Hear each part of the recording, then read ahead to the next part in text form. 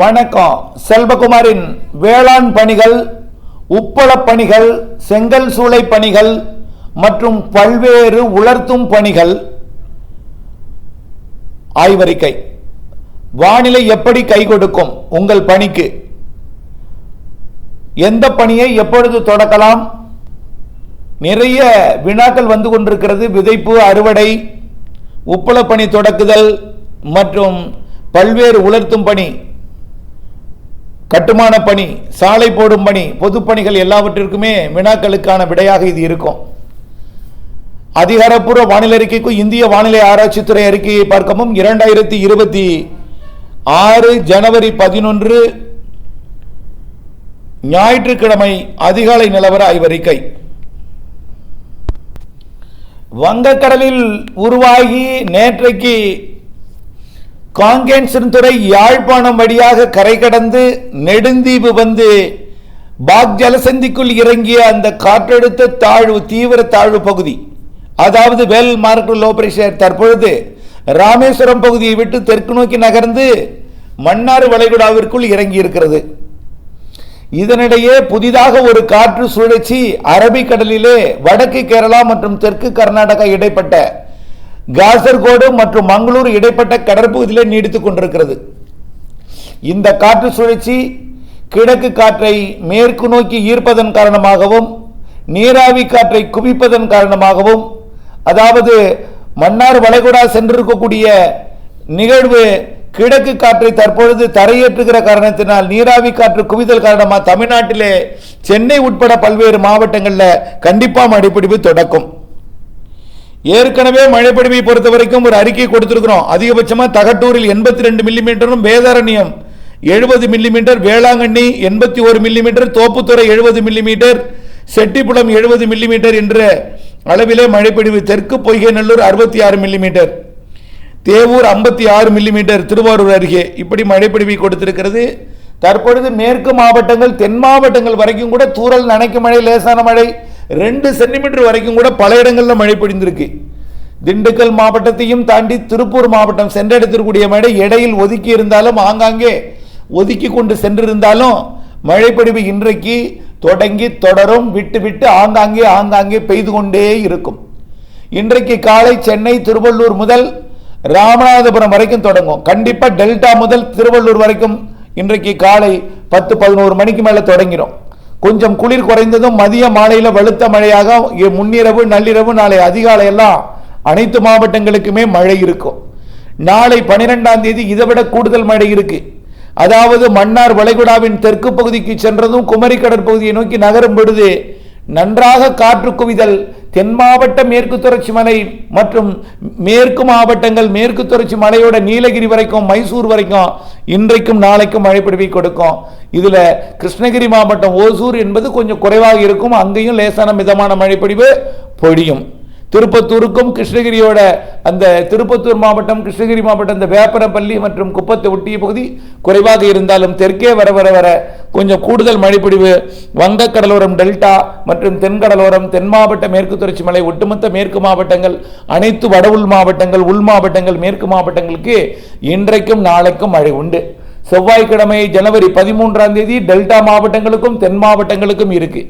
செவ்வாய்க்கிழமை மதியத்துக்கு மேல மாலையில இந்த மழை விலகிவிடும்.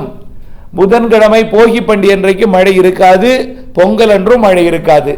அடுத்த மழை நனைக்கு மழை, லேசான மழையாக 22ஆம் தேதியிலிருந்து 25ஆம் தேதிக்குள் கிடைக்கும் என்று எதிர்பார்க்கப்படுகிறது. ஆனால் அது பெரிய அளவிலே மழை இருக்காது. நனைக்கு மழை, லேசான மழையாக எதிர்பார்க்கப்படுகிறது. அதோட தீவிரம் ஆய்வில் இருக்கிறது. இந்த மழைப்பொழிவை தேக்கி வைத்து வரக்கூடிய நாட்களிலே பயிர்களுக்கு பயன்படுத்தி கொள்ள வேண்டும். வடிய விட்டு விடாமல் பெய்ய பெய்ய அதிகமாக நீர் இருந்தாலும் முடிந்தவரை தேக்கி வைத்து இந்த மழை நீரை சேமித்து பயன்படுத்தி கொள்ள கேட்டுக்கொள்கிறேன். அதே போல இதுவரை மழை இல்லையே என்ற கவலையில் இருக்கக்கூடிய மக்கள் தயவு செய்து, பனி வந்தாலும் மழை வரும், பக்கத்தில் பெய்தாலும் உங்களுக்கு அவர்களுக்கு ஒதுக்கி உங்களுக்கும் பெய்யும். அங்கே பெய்து விட்டது, இங்கே பெய்து விட்டது என்ற மனவேதனை கொள்ளாமல், அங்கே பெய்து விட்டது, இங்கே பெய்து விட்டது, நமக்கும் வரப்போகிறது என்ற நம்பிக்கை கொண்டு பொறுமையாக இருக்க கேட்டுக்கொள்கிறேன். அடுத்தபடியாக நிலக்கடலை விதைப்பு எப்பொழுது செய்யலாம் அப்படின்னு பார்த்தீங்கன்னா, நீங்கள் பொங்கல் போகி பண்டிகையிலிருந்தே தொடங்கலாம். பொங்கலுக்கு பணியாளர்கள் வரமாட்டாங்கிறதுனால பொங்கல் முடிந்தோடனே உங்களுடைய நிலக்கடலை விதைப்பு பணியை தொடங்கலாம். ஆனால் அதை தொடக்கும் பொழுது ஒரு வானிலை அறிக்கை கேட்டுக்கணும். இந்த மாதம் 22, 23, 25ஆம் தேதிக்குள்ள வரக்கூடிய மழை எப்படி இருக்கிறது என்பதை தெரிந்து கொண்டு நீங்கள் விதைக்க வேண்டும். அது ஒன்று மட்டும்தான் பார்த்தா போதும்.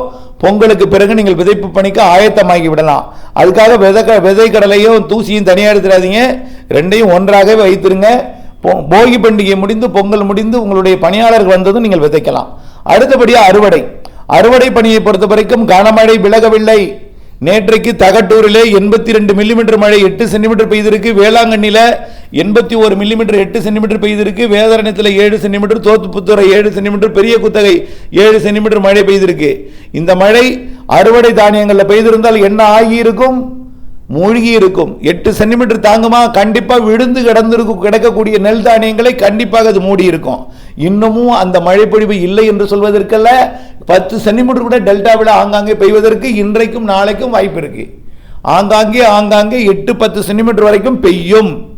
15 சென்டிமீட்டர் வரை கூட ஒரு சில இடங்களில் இன்றைக்கு நாளைக்கு பெய்யலாம்.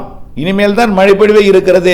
காரணம், இதுவரைக்கும் குளிர்காற்று வந்தது, இனிமேல் கிழக்கு காற்று முன்னேறும், போதுமான வெப்பம் கிடைக்கும், இதனால நல்ல மழைப்பொழிவு கொடுக்கும். இதுல தென் மாவட்ட மேற்கு தொடர்ச்சி மலையெல்லாம் கடந்த இது போல 20-25 சென்டிமீட்டர் கூட பெய்வதற்கு வாய்ப்பு இருக்கு. நீலகிரி முதல் கன்னியாகுமரி வரைக்கும் ஒரு சில மேற்கு தொடர்ச்சி மலை பகுதிகளில். ஆகவே இன்றைக்கும் நாளைக்கும், நாளை மறுநாள் வரைக்கும் தென் மாவட்டங்களுக்கு, இன்றைக்கும் நாளைக்கும் வடகடலோர வடவுள் பகுதிகள், நாளை மறுதினம் டெல்டா தென் மாவட்டங்கள் வரைக்கும், நாளை மறுதினம் வரைக்கும் டெல்டா தென் மாவட்டங்கள் இருக்கு. ஆக உங்களுடைய அறுவடை பணிகளை தொடர்ந்து நீங்களுடைய அந்த மழை பாதித்தவாறு அறுவடை தானியங்கள் நீரை வடிய விட்டு உன்னிப்பாக மழையையும் உங்கள் வயலையும் நெல் தானியங்கள் பாதிப்படைந்திருக்கிறதா என்பதை உற்று நோக்கி நீங்கள் அதை மேலாண்மை செய்ய வேண்டும். அதேபோல அறுவடை செய்து விற்பனைக்கு வைத்திருக்கக்கூடிய நெல் தானியங்களை வரக்கூடிய செவ்வாய்க்கிழமை வரைக்கும் மூடி பாதுகாத்திட வேண்டும். அதற்கப்புறம் நீங்க நிம்மதியா திறந்து போடலாம். அதுக்கப்புறம் மழை இருக்காது. அதுக்கப்புறம் 22ஆம் தேதிக்கு மேல தான், 20ஆம் தேதிக்கு மேல தான் இருக்கு. அது அறிக்கையோட கேட்டுட்டு இருக்கணும். வானிலை என்பது காலண்டர்ல எழுதி போடுற மாதிரி எழுதி போட முடியாது. மாறுதலுக்கு உட்பட்டது தான். அது நாள் கொஞ்சம் மெதுவாக வரலாம், வேகமாக வரலாம். இரு காற்று இணைப்பில் குளிர் கூடுதல் அதிகமாக இருக்கலாம், நீராவி கூடுதல் அதிகமாக இருக்கலாம். ரேஷியோவில் எல்லாமே எவ்வளவு சதவீதம் என்பது நாம் கலப்பதில்லை, இறைவன் கலப்பது, இயற்கை கலப்பது. இயற்கை கலப்பது கலக்கும் பொழுதுதான் சொல்ல முடியும், கலக்க நெருங்கும் பொழுது சொல்ல முடியும். ஆகவே தயவு செய்து வானிலை அறிக்கையோட இணைந்தே இருக்கணும். இதுதான் என்று அறிக்கையை கேட்டுவிட்டு நாளை அறிக்கையை கேட்காமல் போய்விடக்கூடாது. ஆகவே நாளை மழைப்பொழிவு கூடுதலாக கூட இருக்கும் பல இடங்கள்ல. இன்றைய விட நாளை கூடுதல் பரப்பு, கூடுதல் மழை தான் தெரிகிறது திங்கட்கிழமை என்பதையும் ஏற்கனவே தெரியப்படுத்தி இருக்கிறேன். அடுத்தபடியாக உப்பள பணிகளை பொறுத்த வரைக்கும் ஏற்கனவே உப்பு பாத்திகளை தயார் செய்தவர்கள் நேற்றைக்கு 7-8 சென்டிமீட்டர் பெய்ததுல உப்பளங்கள் நீர் சூழ்ந்திருக்கும். உப்பு பாத்தி சரி செய்ததெல்லாம் கரைந்து போயிருக்கும். ஆகவே தயவு செய்து புரிந்திருங்கள், ஒவ்வொருவருக்கும் பல லட்சம் நஷ்டமாகி இருக்கிறது. திரும்ப திரும்ப சொன்னேன், பலர் கேட்கவில்லை. ஒவ்வொருவருக்கும் பல லட்சம் நஷ்டம், கேட்டவர்களுக்கு பல லட்சம் லாபம். ஆகவே இந்த முதலீடை கொஞ்சம் தாமதமாக செய்திருந்தால் லாபம் அடைந்திருக்கலாம். இன்னும் மழை விலகவில்லை. இதுவரை தப்பித்திருப்பவர்களுக்கு கூட நாளை இன்றைக்கும் நாளைக்கும் கனமழை இருக்கு. குறிப்பாக கோடியக்கரை முனைக்கெல்லாம் மழை பெய்யாம போகாது. இன்றைக்கும் நாளைக்கும் அகசியம்பள்ளி மற்றும் மரக்காணம் மற்றும் பழவேற்காடு, அதிராமப்பட்டினம், மணமேல்குடி, தூத்துக்குடிக்கெல்லாம் நாளை மழை இருக்கு, கனமழை கண்டிப்பாக. ஆகையின் காரணமாக உப்பு உற்பத்தி ஆயத்த பணிக்காக தயார் செய்து கொண்டிருக்கூடிய பாத்திகள் நாளை மறுநாளைக்கு பிறகு நீங்கள் மீண்டும் தொடக்கலாம். ஆகவே இன்றைக்கும் நாளைக்கும் ஏற்கனவே தயார் செய்தது கொஞ்சம் நீர் தேங்கி கொஞ்சம் சேதப்படுத்தி இருக்கும்.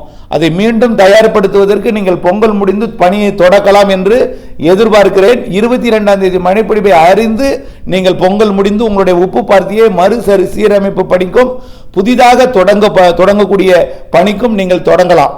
அடுத்தபடியாக அனைத்து செங்கல் சூளை பணியையும் நீங்க 22ஆம் தேதிக்கு மேல நீங்கள் தொடங்கலாம். இருந்தாலும் கோடை மழையை நீங்கள் உற்று நோக்கி கொண்டிருக்க வேண்டும். நீண்டகால வானிலை அறிக்கை பொங்கல் முடிந்ததும் நீண்டகால வானிலை அறிக்கை, கோடை மழை அறிக்கை போட இருக்கிறேன். அதை பார்த்து நீங்கள் கோடை மழை, பருத்தி விவசாயம் மற்றும் அதனை தொடர்ந்து வரக்கூடிய கோடையை பயன்படுத்தி செங்கல் சூளை பயன்படுத்தல் பல்வேறு பணிகள் இருக்கிறது. அதையெல்லாம் கோடை மழை அறிக்கையை அறிந்து நீங்கள் பணியை தொடக்குமாறு கேட்டுக்கொள்கிறேன். ஆகவே அதே போல சாலை போடுதல், மற்றும் அனைத்து உலர்த்தும் பணிகள், கயிறு தொழிற்சாலை, உப்பளம், அதே போல ஊதுபத்தி, அப்பளம், அனைத்து பணிகளுக்குமே விதை நெல் நேர்த்தி, விதை நெல் காய வைத்தல் அனைத்திற்குமே வரக்கூடிய பொங்கலுக்கு பிறகு உகந்த நாளாக இருக்கும். ஆனால் மூடு பனி வரப்போகிறது. பொங்கல் முடிந்ததும் மூடு பனி வரப்போகிறது.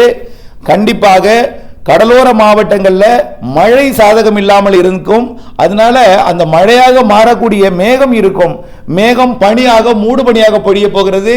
17ஆம் தேதி எதிர்பார்க்கக்கூடியது மழையாக மாற முடியாமல் மூடு பனியாக திருவள்ளூர் முதல் ராமநாதபுரம் வரைக்கும் மூடு பனியாக பொழிய போகிறது. பொங்கல் நாளில் பொங்கலுக்கு பிறகு அதிகாலை நேர மூடு பனி இந்த வரக்கூடிய தை முதல் தேதியிலிருந்தே வலுவாக இருக்கும் என்று எதிர்பார்க்கப்படுகிறது. இந்த மூடு பனி நீர் பனியாக இருக்கும்.